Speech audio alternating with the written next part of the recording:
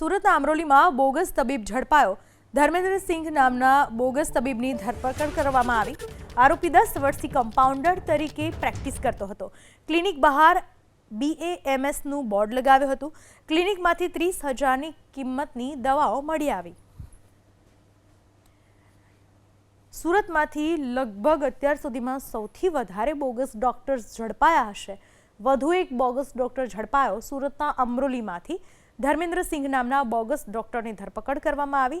છેલ્લા 10 વર્ષથી કમ્પાઉન્ડર તરીકે આ શખ્સ પ્રેક્ટિસ કરતો હતો। ક્લિનિક બહાર BAMSનું બોર્ડ લગાવ્યું હતું। ક્લિનિકમાંથી 30,000ની કિંમતની દવાઓ મળી આવી। સુરતમાંથી લગભગ અત્યાર સુધીમાં સૌથી વધારે બોગસ ડોક્ટર્સ ઝડપાયા હશે। વધુ એક બોગસ ડોક્ટર ઝડપાયો। સુરતના અમરોલીમાંથી ધર્મેન્દ્રસિંહ નામના બોગસ ડોક્ટરની ધરપકડ કરવામાં આવી। છેલ્લા 10 વર્ષથી કમ્પાઉન્ડર તરીકે આ શખ્સ પ્રેક્ટિસ કરતો હતો।